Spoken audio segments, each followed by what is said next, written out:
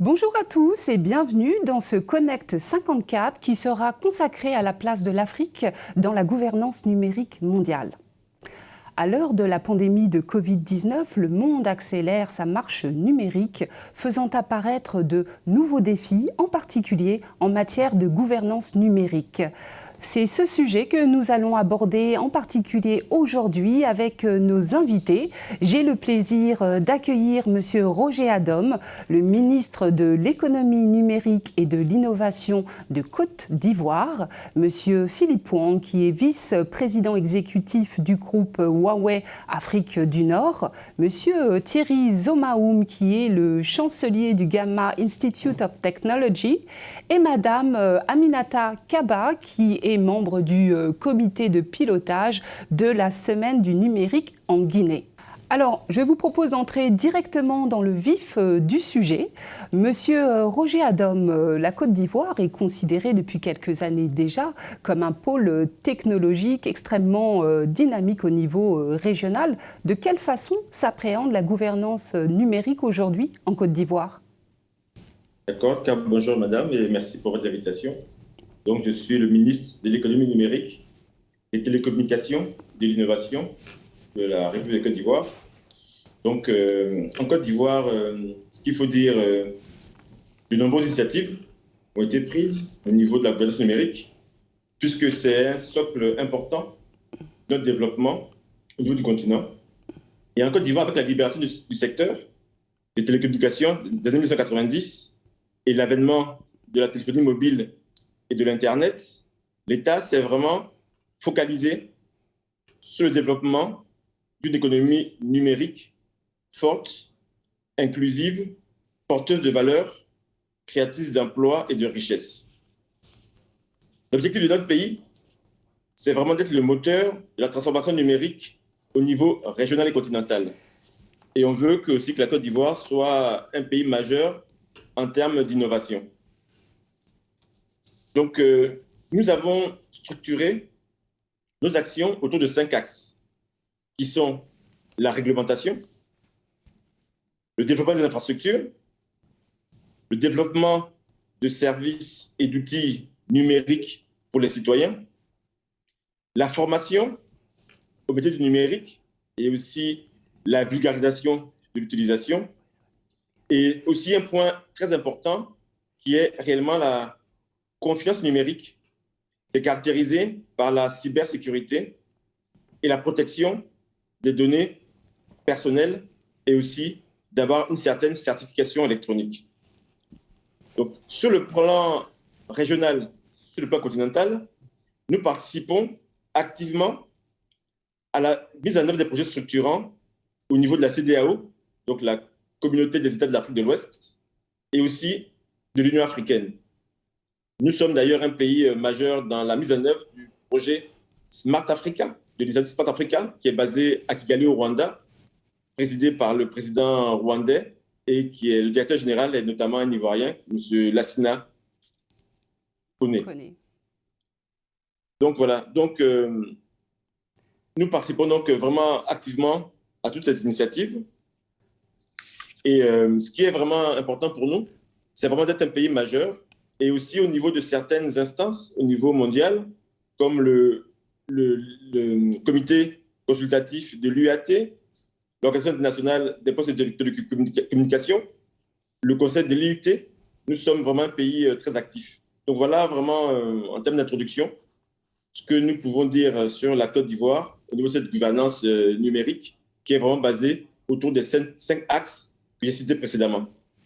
Très bien, merci Monsieur le Ministre. Monsieur Wang, j'aimerais avoir votre avis sur cette question de la gouvernance aujourd'hui. Le groupe Huawei est un des poids lourds dans son secteur au niveau mondial, mais aussi au niveau du continent africain. En substance et rapidement, que représentent les activités du groupe sur le continent et de quelle façon on s'appréhende cette question de la gouvernance numérique pour un groupe aussi important que Huawei aujourd'hui. Ok, bonjour, enchanté.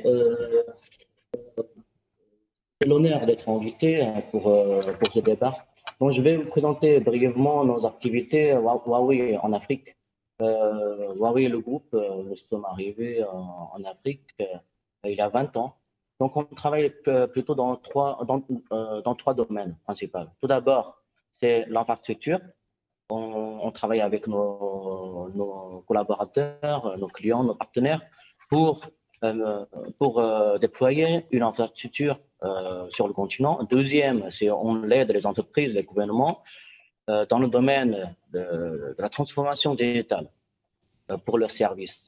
Et puis, on s'engage pour l'éducation ICT dans ce continent. On travaille avec les universités pour lever la compétence des étudiants, des professionnels, pour qu'on puisse mieux livrer le service pour l'Afrique.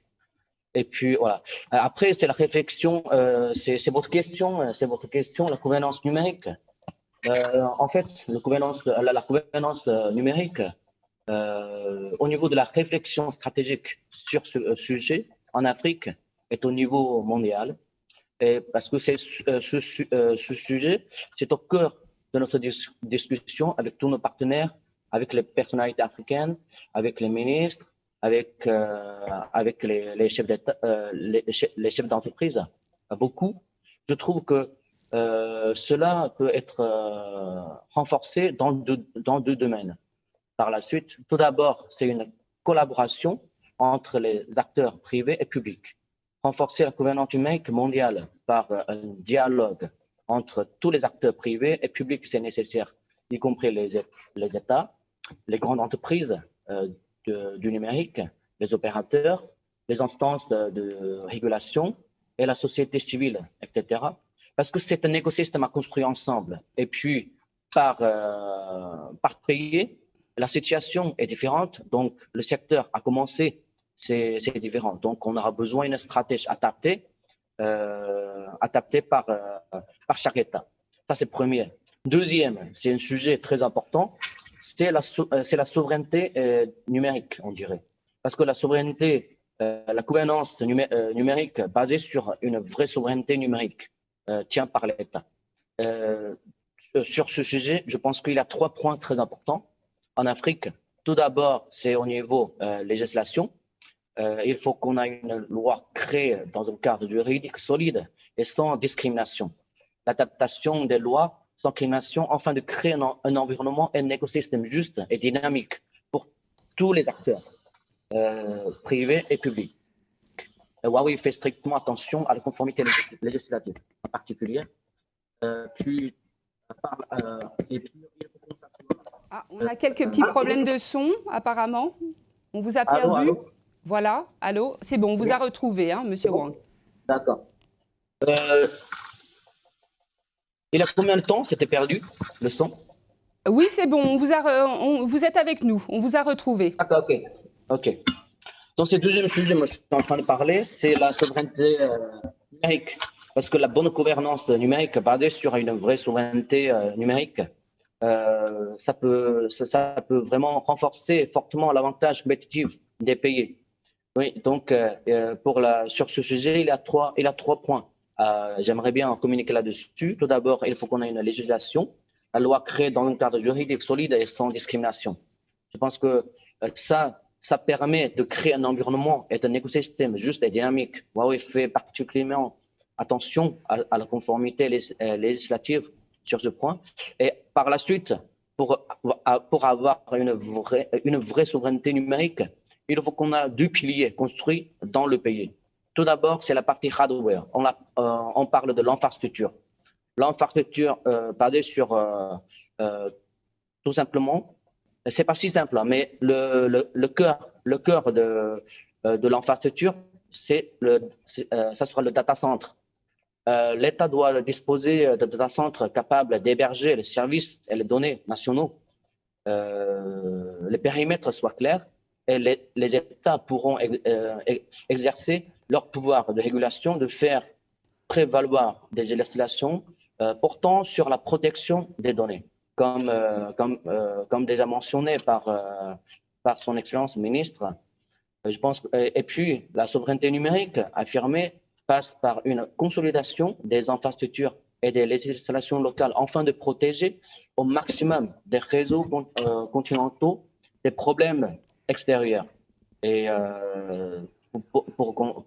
pour bien protéger les données collectées et pour contre-attaquer, par exemple, le cybercriminalité. Et puis ici, là, Huawei, ici, on joue un rôle capital et très dynamique dans ce continent-là, parce qu'on travaille avec nos partenaires, avec les États, avec les grandes entreprises, pour tout d'abord définir la stratégie numérique, et puis après, c'est l'exécution pour la transformation digitale dans différents domaines. Et Huawei, on ne peut pas imposer, mais on peut juste proposer nos services aux partenaires, aux clients. Parce que ça, c'est très important. Je pense que l'avenir de l'Afrique est basé sur une vraie compétence et la souveraineté sous notre main. Et puis ça, c'est la partie hardware. Et il y a encore une autre partie, c'est très important, c'est la partie software. Quand on parle de personnel locaux formés et qualifiés. Et ici, je pense que la partie l'infra, une fois c'est construit, après la gestion, l'évolution, il faut que ça soit maintenu dans l'équipe propre du continent. Donc, Huawei, dans notre centre de formation HTI, on s'est engagé, on a formé pour sensibiliser les nouvelles générations et des experts de nationaux capables de comprendre l'importance des enjeux numériques qui puissent vraiment travailler à l'intérêt du continent. Donc, je pense on va revenir sur ce point de la formation qui est évidemment central. Je vous remercie pour cette première intervention, Monsieur Wang. Monsieur Zomaoum, j'aimerais vous faire réagir aux propos qui ont été dits par Monsieur le ministre et Monsieur Wang à l'instant. C'est vrai que cette question de gouvernance numérique, c'est une question mondiale, transnationale. De quelle façon, selon vous, le continent appréhende-t-il cette question et s'organise-t-il aujourd'hui? Merci Madame Réveilla et merci à vos auditeurs qui nous suivent en ce moment. Je dois dire qu'il y a environ 2 semaines, nous avons assisté à une cyberattaque de grande ampleur. Je crois que la nouvelle de cette cyberattaque est passée inaperçue dans beaucoup de régions et dans beaucoup de pays. Mais si on avait appris, quand on se réveillait le 6 mai 2021, qu'il y avait des bombes lâchées sur un cheptel de 2,5 millions de bétail, je crois qu'aujourd'hui, on serait encore en train d'en parler. Et pourtant, ça s'est passé. Je veux parler de la cyberattaque sur Colonial Pipeline aux États-Unis. Vous savez, Colonial Pipeline, c'est le géant opérateur américain d'oléoduc qui achemine sur près de 9000 km du diesel, et de l'essence et d'autres carburants. Ça fait 2,5 millions de barils de carburant du golfe du Mexique jusqu'au centre et au sud-est des États-Unis. Et vous imaginez que cela se passait aux États-Unis, un pays qui, depuis plus d'un demi-siècle, se prépare à cette cyberattaque, au moment où beaucoup d'autres pays n'y pensaient même pas. D'abord, le mot cyberattaque, on ne l'utilisait même pas. Ils se préparaient. Ils avaient une gouvernance numérique, une stratégie numérique, des régulations, un cadre réglementaire. Immédiatement, après cette cyberattaque, il y a 2 semaines, Colonial Pipeline a saisi toutes les agences fédérales, le Capitole a réagi, la Maison-Blanche, l'administration de Joe Biden a mis en place une cellule de crise. Et sur quoi je voudrais attirer l'attention des panélistes, du public qui nous suivent, c'est que même quand il s'agit d'initiatives privées dans ce secteur, le rôle de l'État est déterminant dans la souveraineté numérique dont nous sommes en train de parler aujourd'hui. On ne peut pas écarter l'État. C'est ce que nous avons vu dans le cadre des États-Unis avec cette cyberattaque sur Colonial Pipeline. Et c'est une situation dont se remet lentement et progressivement l'État, le gouvernement fédéral américain.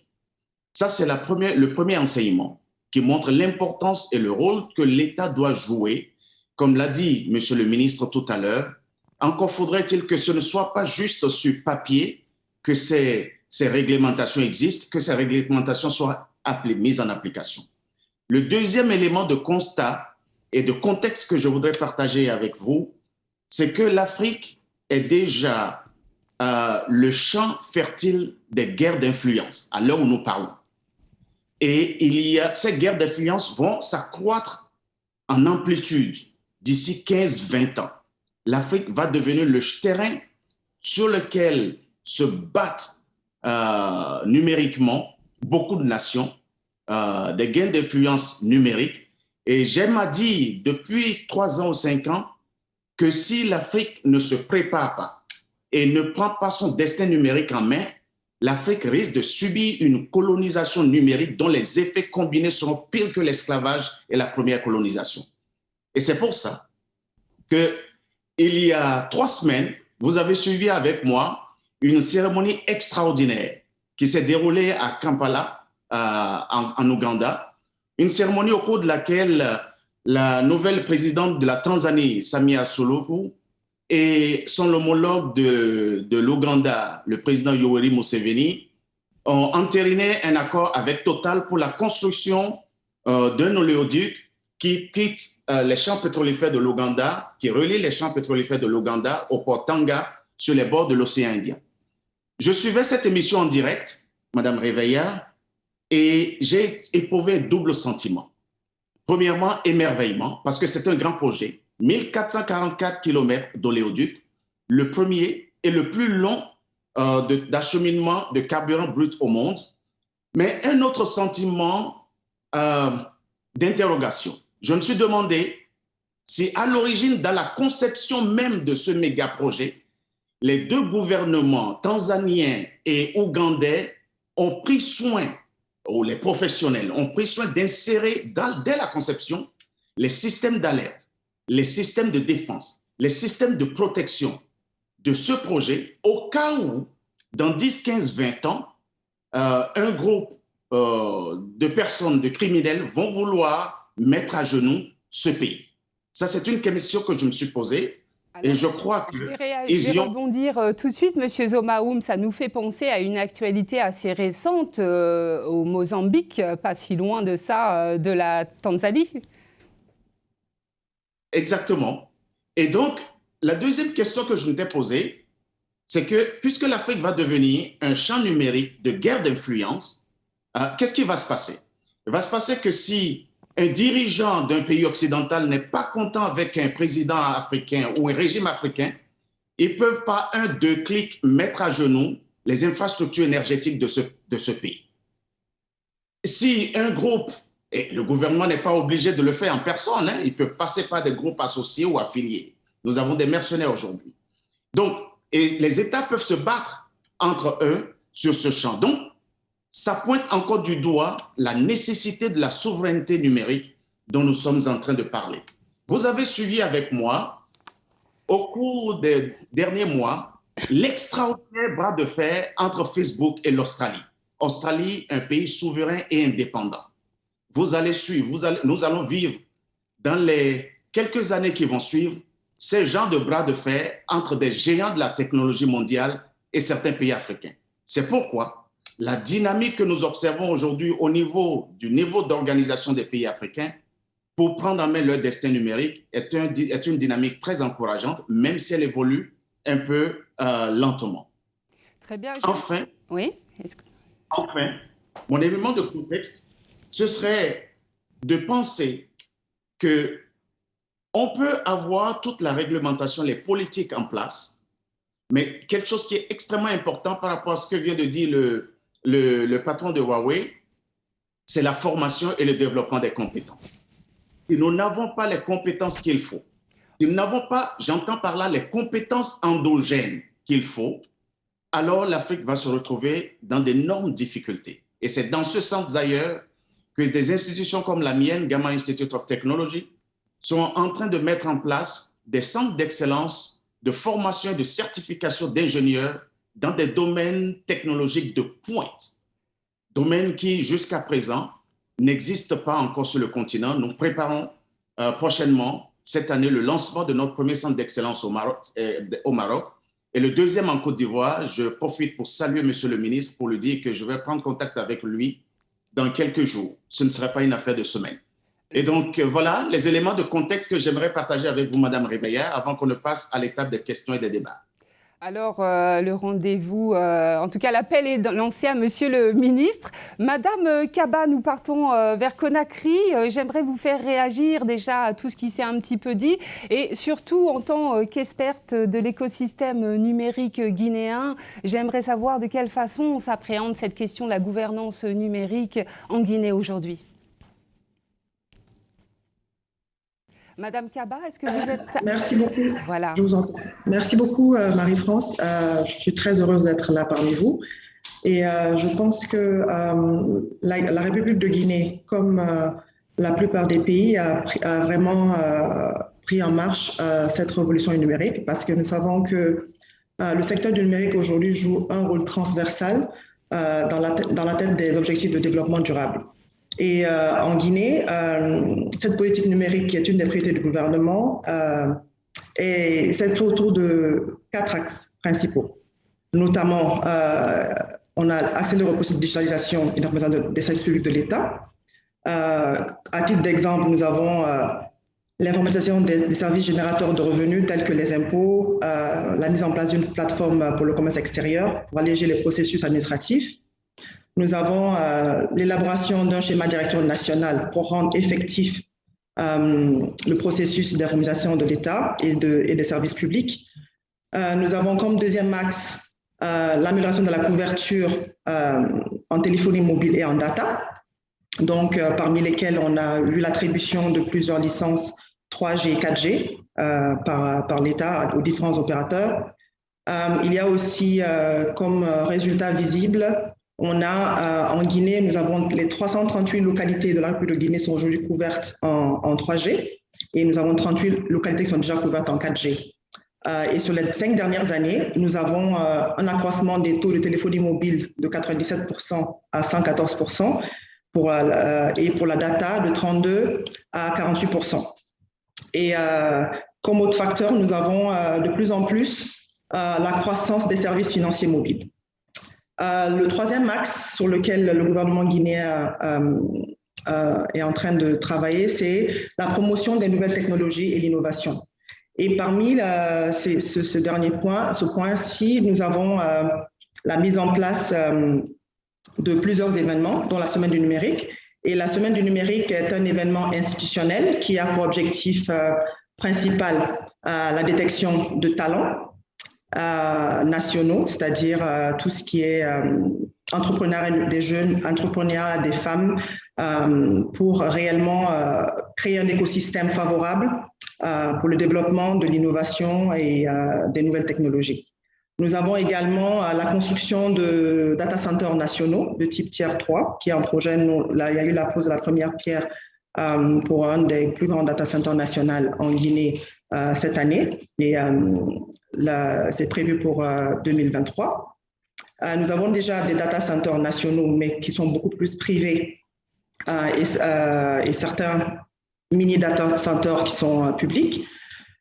Nous avons comme quatrième axe le renforcement, comme l'on dit tout à l'heure, Monsieur le ministre, de l'économie numérique en Côte d'Ivoire, mais également Huawei et aussi Monsieur Thierry. Nous avons le renforcement des capacités institutionnelles, des capacités en ressources humaines et également des infrastructures. En Guinée, nous avons déployé 450 km de fibre optique à travers tout le pays et nous sommes déjà connectés au câble sous-marin ACE et il est prévu de connecter la Guinée à un deuxième câble sous-marin pour permettre la redondance, mais aussi la diversification des accès et des services. Aussi, comme autre point, nous avons la mise en place d'un cadre réglementaire adéquat et attrayant. Nous avons déjà fait la transposition des lois communautaires de la CEDEAO au niveau national. Nous avons l'adoption des différentes lois sur la cybersécurité et la protection des données à caractère personnel. Il y a aussi également eu le renforcement du rôle du régulateur pour équilibrer le secteur, permettre les investissements, mais également protéger les consommateurs et aussi s'assurer du rôle d'équilibre de l'État. Comme l'a dit tout à l'heure, l'État a un rôle très important à jouer dans tout ce qui est gouvernance numérique. Et il y a aussi parmi certains des projets phares du gouvernement, c'est le projet d'identification numérique de la population qui permettra notamment d'avoir une base de données assez forte et claire de l'ensemble de la population guinéenne, mais aussi faciliter tout ce qui est procédure administrative dans ce pays.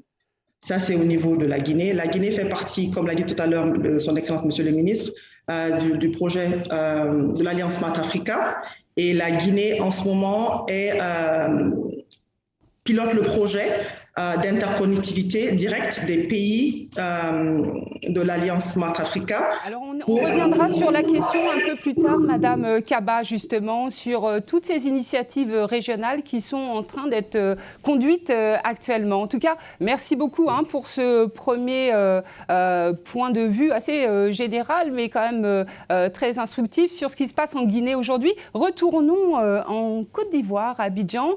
Alors, Monsieur le Ministre, beaucoup de choses ont été dites pour le moment. Nous sommes dans une période de l'histoire un peu particulière puisque nous sommes en pleine pandémie de Covid-19 qui a vraiment influé sur l'écosystème numérique au niveau mondial. Comment cela s'est répercuté en Côte d'Ivoire en particulier? Je pense notamment en matière de protection de l'identité biométrique numérique et de tout ce qui relève de la e-santé notamment. Quels ont été, en substance, les impacts de cette pandémie en matière de gouvernance numérique en Côte d'Ivoire, Monsieur le Ministre? D'accord, merci Madame. Donc, ce qu'il faut voir, c'est que nous avons connu, nous, en Côte d'Ivoire en 2020, donc la pandémie du Covid. Donc, à partir du mois de la mi-mars, du 15 mars 2020, nous étions, pas en confinement dur comme certains pays, mais néanmoins, nous avons pris des dispositions afin de réduire les passages et que les gens soient de moins en moins en contact. Donc, à ce moment-là, donc, il a fallu maintenir la continuité, garantir la continuité, nous assurer que l'État, les entreprises auraient pu ou pourront continuer à fonctionner sans difficulté. Donc, il y a eu principalement la généralisation du télétravail. Donc, on prend notamment au niveau du gouvernement de la Côte d'Ivoire, les conseils des ministres du gouvernement se faisaient par vidéoconférence. Donc, le télétravail a permis de garantir la continuité de l'État et donc à garantir aussi donc, la continuité des différents pouvoirs publics. Donc, aussi, comme en 2020, c'était pour nous une période électorale, nous avons dû refaire toute l'identification des personnes, donc et aussi nous assurer que tout le monde pouvait voter. Donc, nous avons repris le registre national des personnes physiques, donc qui va à l'avenir donc avec donc la nouvelle identification donc, de toute la population et qui nous a permis aussi, qui va nous permettre à terme, d'ici quelques mois, d'avoir une identification numérique, une identité numérique.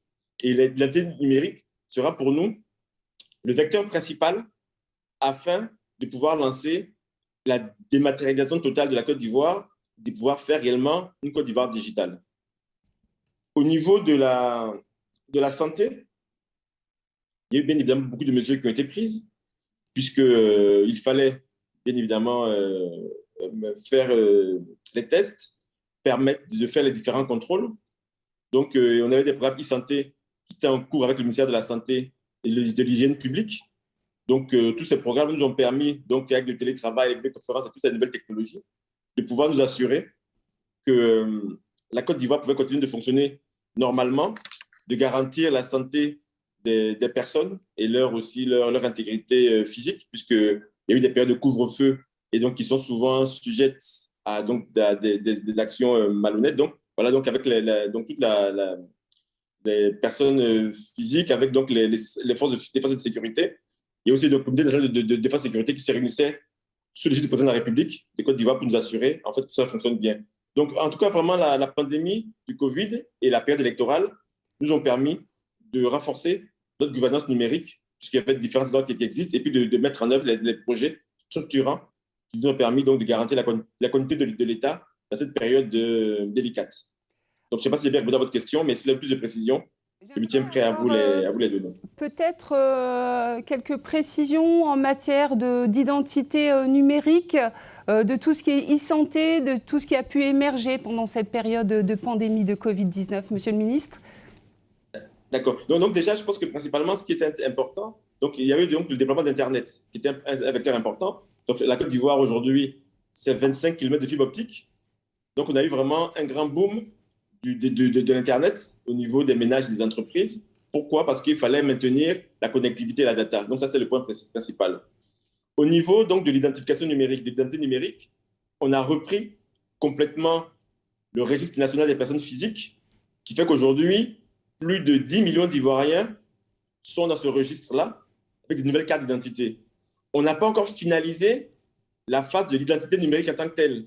Donc là, le projet est en cours, et ce projet est en cours, n'est pas encore finalisé, qui sera le vecteur principal pour justement avoir une identité numérique qui va nous permettre derrière de digitaliser la Côte d'Ivoire et de dématérialiser toutes les procédures. Et l'identité numérique, pour moi, c'est le socle important et le minimum. En fait, une fois qu'on aura ça, on pourra faire beaucoup de choses.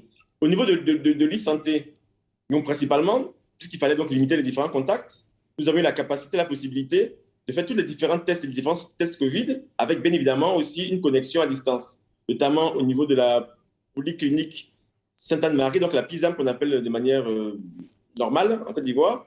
Ils ont réussi à lancer des programmes d'e-santé pour justement, à distance, réussir en fait à faire des consultations. Donc, c'est des programmes qui existent depuis longtemps et qui ont été accélérés.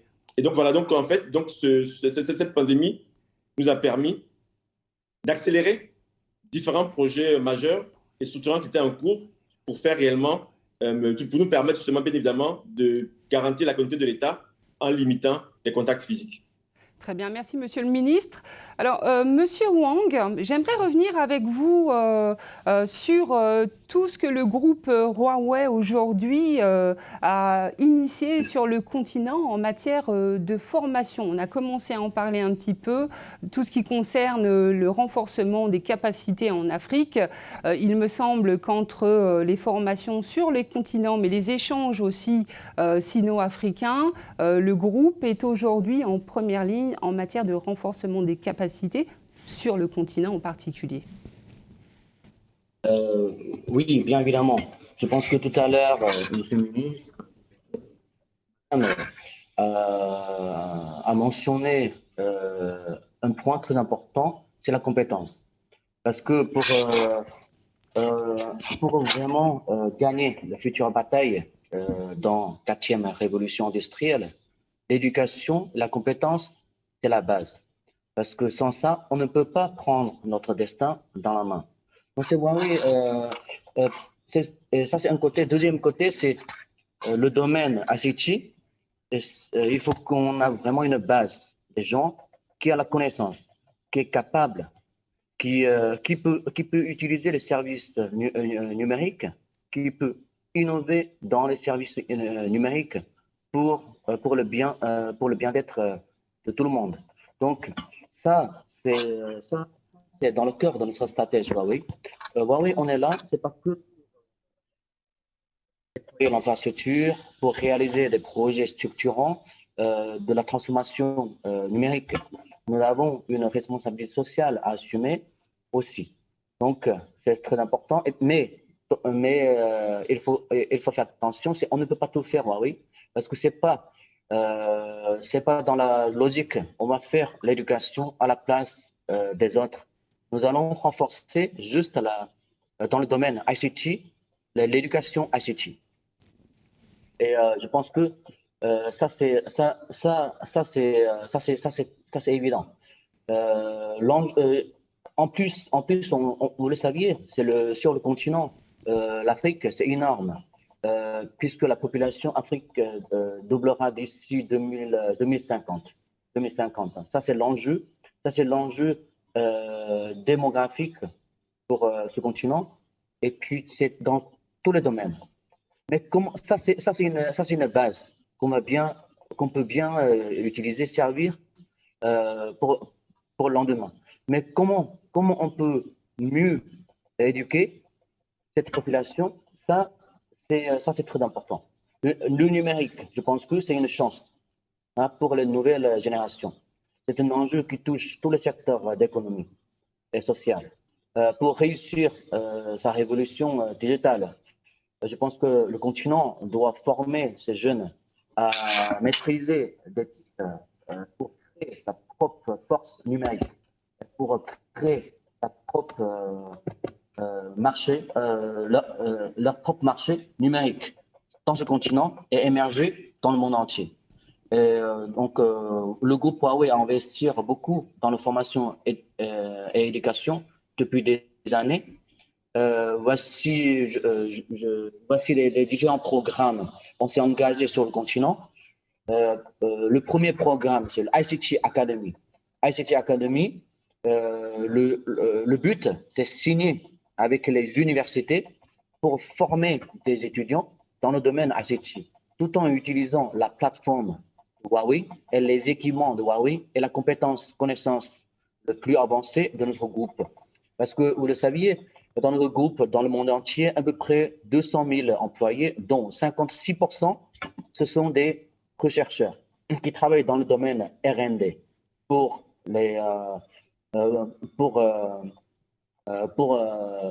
trouver des solutions les plus innovantes possibles. Donc nous allons mettre ça avec les universités pour que les étudiants qui s'intéressent à la technologie ICT qui puissent profiter de cette force. Depuis la création de ce programme ICT Academy, il y a à peu près 8 ans, nous avons déjà signé avec 400 universités dans 17 pays dans ce continent qu'on a déjà formé. On a déjà formé plus de 50 000 talents africains. 50 000 talents africains sont formés et plus à peu près 200 000 personnes et utiliser notre plateforme. Déjà, 10%, c'est 20 000 personnes ont reçu des certifications techniques professionnelles de Huawei. Et donc, ça, c'est un programme très concret. Huawei, qu'on est en train de faire le transfert de la connaissance technique pour ce continent-là, parce qu'on considère que ça, c'est capital pour le futur. Et puis, il y a encore d'autres programmes comme le Seeds for the Future, la graine pour le futur. Ça, c'est le programme pour former la crème de la crème des étudiants, a été lancé en 2014 pour faire déjà à peu près chaque pays, il y a à peu près 10 personnes sélectionnées chaque année. Depuis la création de ce projet, il y a à peu près 1000 jeunes africains qui ont bénéficié de cette formation de haute qualité. Et puis dans différents pays, ça c'est les 2 programmes qu'on a lancés pour le continent. L'ensemble, c'est généralisé pour tous les pays. C'est géré au niveau régional, tout en coopération avec différents ministères, différents ONG dans différents pays. Mais par pays, on a des programmes spécifiques pour répondre aux besoins de pays. Par exemple, en Égypte, on a un programme qui s'appelle ITB, ICT Talent Bank. C'est la moitié, c'est la moitié engagée par le groupe et le gouvernement égyptien. Ça, c'est pour vraiment créer leurs propres soldats numériques dans le futur, dans ce domaine ICT.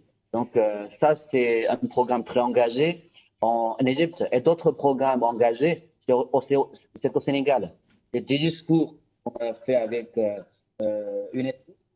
UNESCO, on a créé des écoles en ligne pour former plus des étudiants, pour donner plus de possibilités, l'accès aux courses en ligne.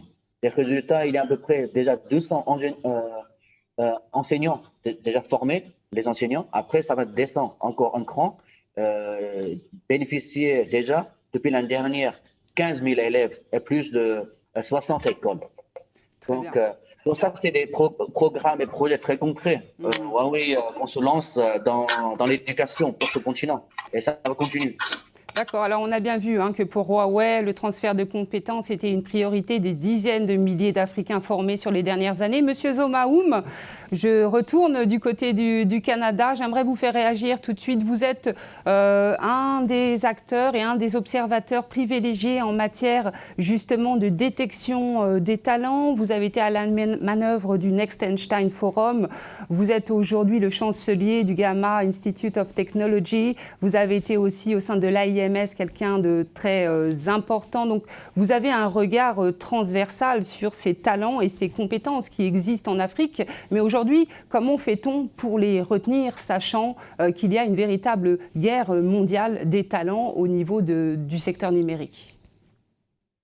Vous avez raison, la guerre mondiale des talents va s'accentuer dans les 2-3 prochaines décennies. Et l'Afrique devrait prendre normalement sa place. Il n'y aura pas de cadeau parce que les géants sont en train d'accompagner ce processus de formation et de développement des talents. Premièrement, pour les utiliser ces compétences, pour les employer, les mettre dans de bonnes conditions. Ça veut dire que les États africains devront aussi créer un environnement adéquat pour permettre à ce que ces compétences soient utilisées, employées au niveau local, national ou régional ou même panafricain. Mais vous m'auriez posé cette question il y a 10 ans, Madame Réveillard, que j'aurais fait preuve de beaucoup de contorsions avant de vous répondre. Aujourd'hui, je suis rassuré de ce qu'il y a 3 tendances que nous observons. La première tendance que nous observons, et vous le constatez effectivement aujourd'hui, on a du personnel qualifié, des jeunes Africains de la diaspora, très bien formés dans de grandes écoles, qui ont fait de grandes expériences au sein des géants dont nous sommes en train de parler, mais aussi au sein d'organisations et puis d'autres structures privées, qui veulent rentrer pour mettre leurs compétences au service et à contribution du développement et des transformations socio-économiques de leur pays d'origine. Ça, c'est une tendance que nous constatons.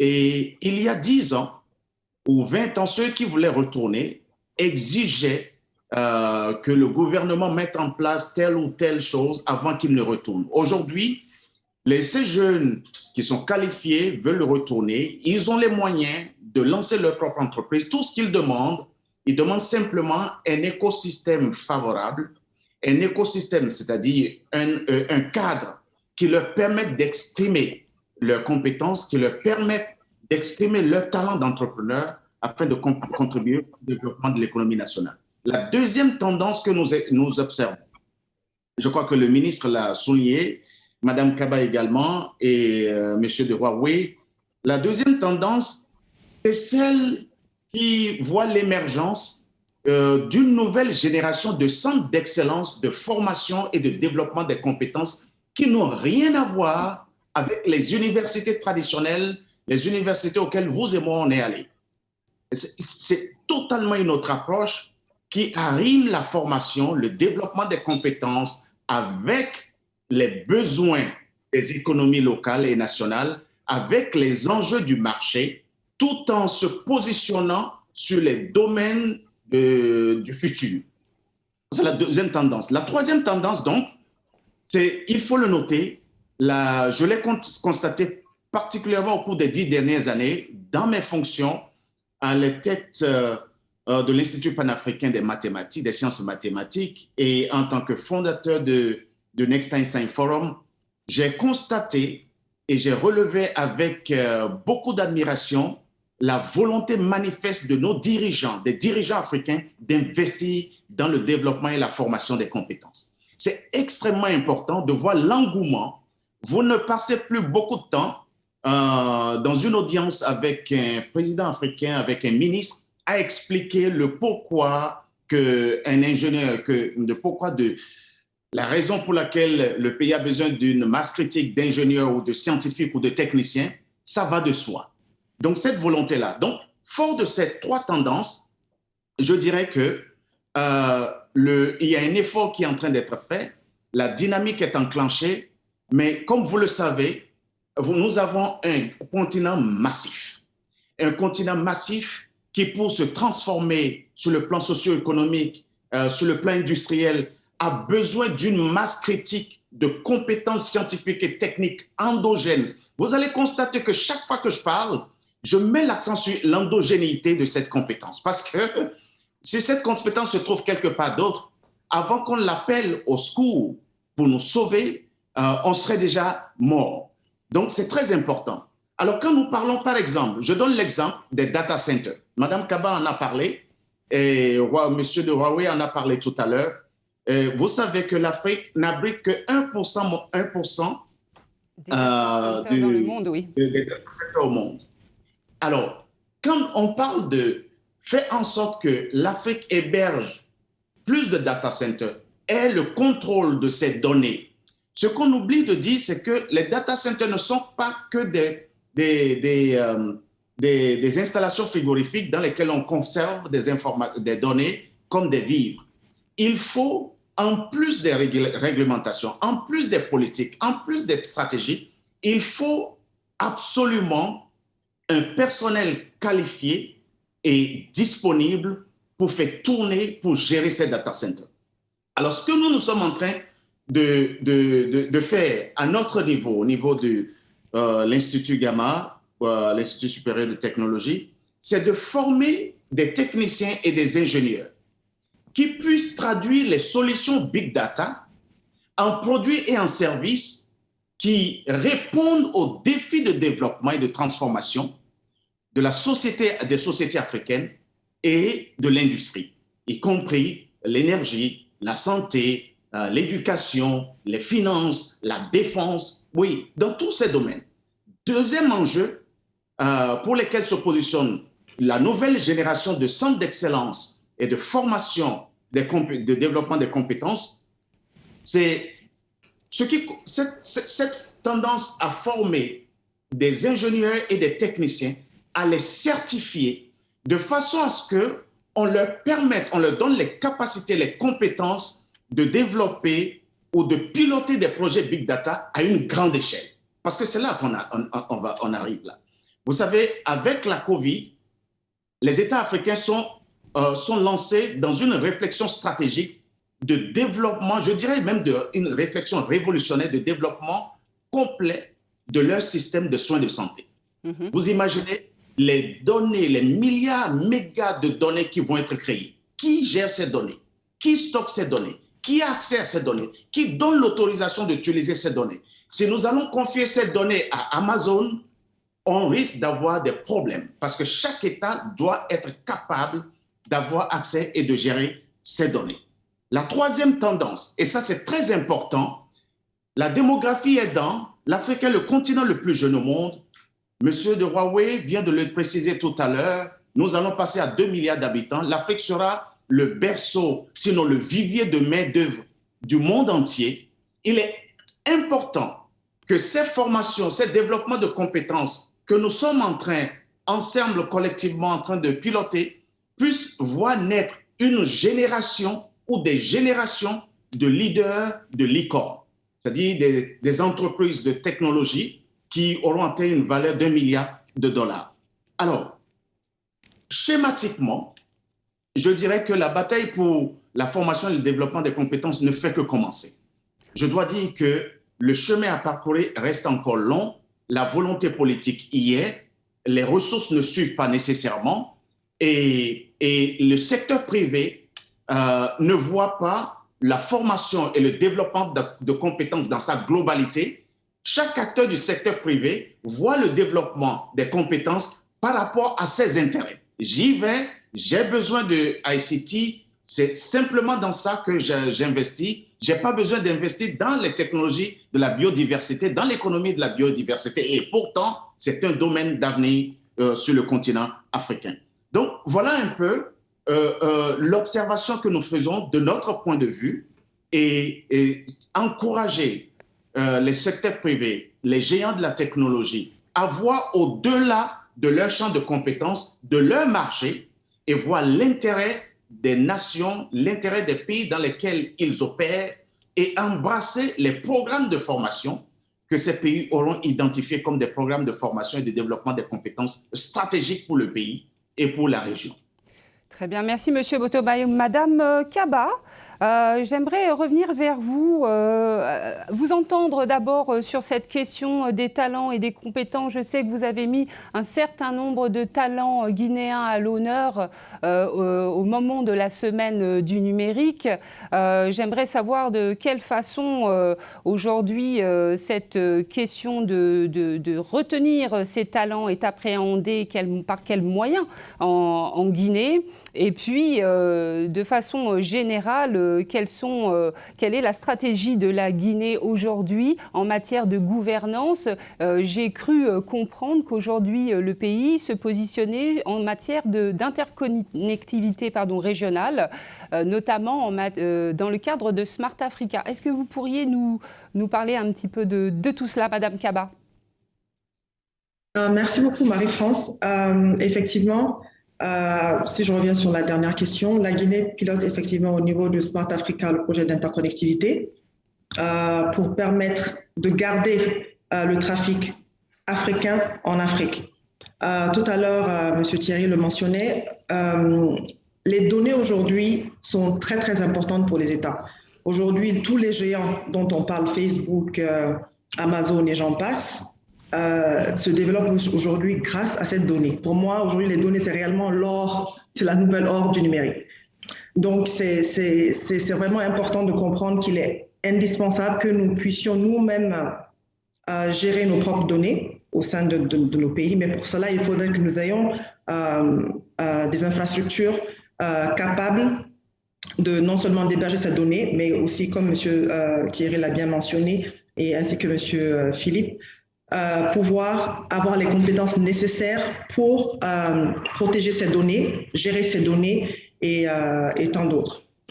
Concernant la politique de rétention des talents, j'aimerais savoir, est-ce qu'on peut réellement retenir des talents? Je pense que c'est assez difficile.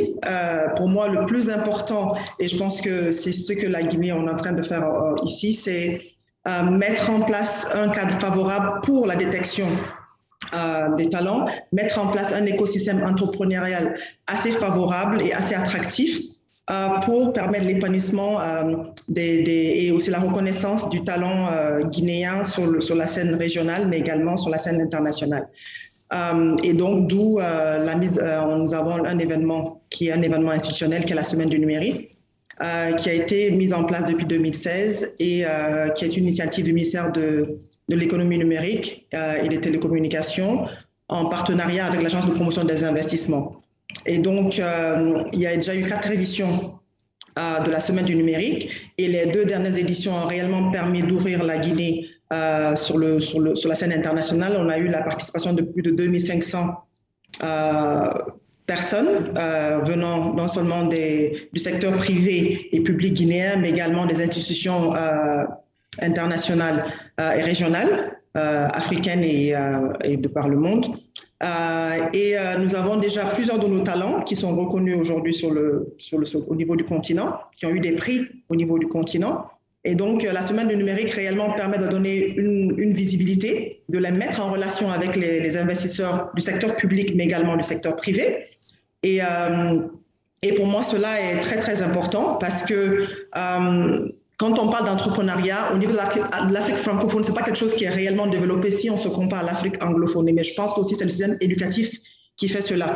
Le système éducatif francophone est beaucoup plus général, alors que le système éducatif anglophone, anglo-saxon de façon générale, est spécifique et on tient très souvent compte des besoins du marché. Monsieur Thierry le disait tout à l'heure, il est important réellement qu'on oriente les formations en fonction des besoins réels du marché, que ce soit les besoins locaux, mais également les besoins régionaux, pour que cet écosystème entrepreneurial prenne réellement de l'ampleur.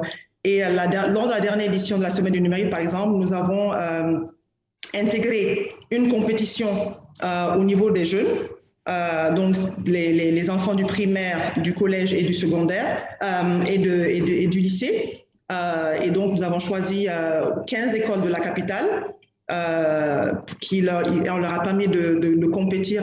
Les enfants du primaire ont compétit sur tout ce qui est programmation de base et robotique. Ceux du collège, pareil, c'est un peu plus avancé. Eux, ils devaient concevoir une maquette à partir d'objets recyclables, donc mettre en place une cité. En fait, le but, c'était réellement qu'ils projettent leur ville idéale à partir de matériel de récupération, notamment le carton, le papier, etc. Mais également programmer des petites voitures qui pouvaient circuler autour de la ville. Et en dernière position, au niveau du lycée, il y avait une compétition qui était l'utilisation des imprimantes 3D pour mettre en place, créer des prothèses pour les personnes handicapées. Donc, non seulement c'est les éduquer, c'est-à-dire leur apprendre comment les avantages du numérique, mais aussi leur prendre conscience de tout ce qui est problèmes sociaux et les éduquer au même moment. Donc, pour moi, c'est réellement important qu'on ait plus ce genre d'initiative en Afrique. Donc, lorsqu'on parle du numérique et lorsqu'on parle d'éducation, que ça commence réellement à la base. Qu'on crée cet esprit entrepreneurial à partir du primaire et du collège pour que les jeunes aient envie réellement de se lancer dans l'entrepreneuriat, qu'on crée un environnement favorable, qu'on mette en place des structures d'apprentissage, de formation, et aussi qu'on forme les profs, les maîtres d'école, les professeurs au numérique, parce qu'aujourd'hui, on a un retard assez important au niveau du système éducatif que je pense aujourd'hui doit réellement être complètement revisité pour pour être réellement à point et tenir compte des besoins réels des différentes sociétés et puis des besoins de la population pour que cela soit efficace. Très bien, merci beaucoup. Alors, le temps passe très très vite. On arrive pratiquement au terme de cette émission. J'aimerais, pour conclure cet échange, poser la même question à chacun de nos intervenants. Je vous demanderai de répondre uniquement par une petite phrase assez courte. Quelles seraient en 2 mots les solutions aujourd'hui prioritaires selon vous pour pouvoir renforcer la gouvernance numérique sur le continent? Monsieur le ministre, je vous laisse la parole. Encore merci, Madame Réveillard. Je pense qu'en fait, comme on dit toujours, ensemble, on est plus fort. Donc, il y a des politiques de la gouvernance numérique. En Côte d'Ivoire, on a pas mal d'agences de gouvernance, mais on n'a pas encore réellement, à part l'initiative Smart Africa, quelques initiatives au sein de la CEDEAO, créé une gouvernance intranationale ou internationale. Et je pense qu'aujourd'hui, sur les data centers, sur la gestion des données, on serait beaucoup plus fort et beaucoup plus gros si on réussissait à un niveau régional ou continental à mettre en place des data centers et à utiliser tout ce qui est au niveau du cloud.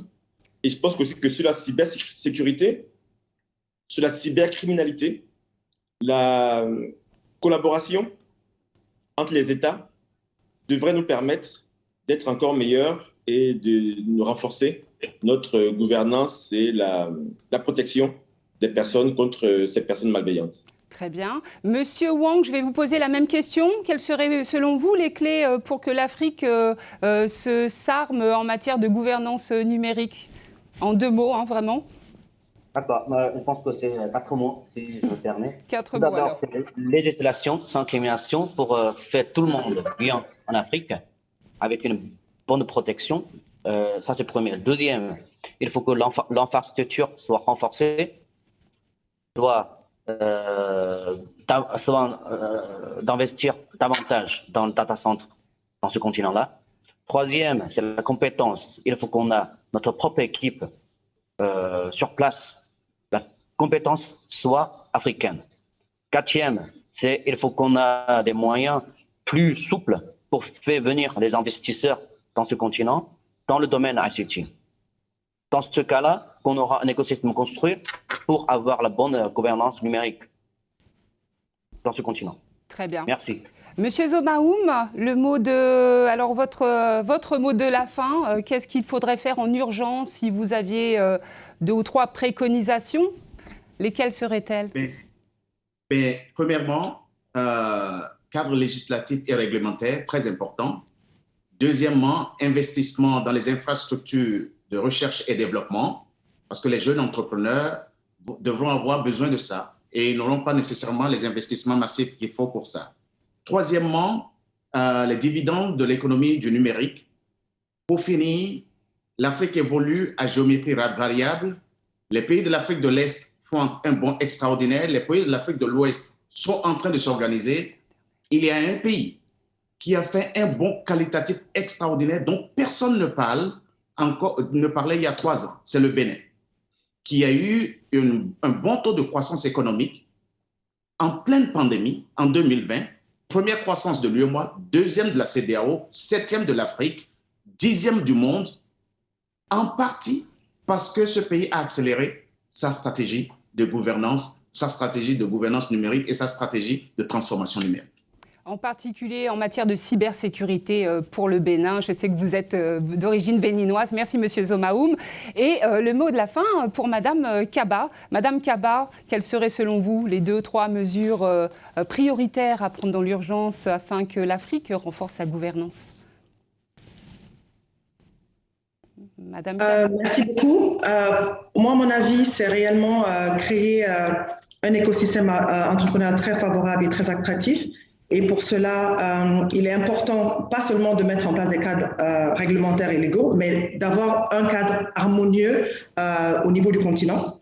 La mutualisation des infrastructures et des ressources humaines, parce que chaque pays individuellement essaie de faire des efforts, mais je pense que, comme l'a dit tout à l'heure Monsieur le ministre, ensemble, nous allons beaucoup plus loin. Seul, on va tout seul. On va plus vite, mais ensemble, nous allons plus loin. Également, pour moi, c'est important que nous hébergeons nos propres données sur le continent, mais aussi qu'on mette en place une stratégie de développement des contenus locaux pour qu'ils répondront aux besoins des ménages et des populations. Et enfin, c'est aussi créer des fonds d'investissement, ou disons beaucoup plus de fonds d'investissement pour promouvoir le développement d'un écosystème entrepreneurial très, très compétitif et réellement mutualiser ces efforts au niveau du continent pour que nous prenions également que nous prenons conscience de l'importance de cet écosystème numérique et de la gouvernance numérique de chaque pays. Merci beaucoup. Alors nous arrivons au terme de ce Connect 54. C'est passé très très vite, mais je vous invite à poursuivre la réflexion sur nos réseaux sociaux, LinkedIn, Twitter, Facebook et sur notre site internet.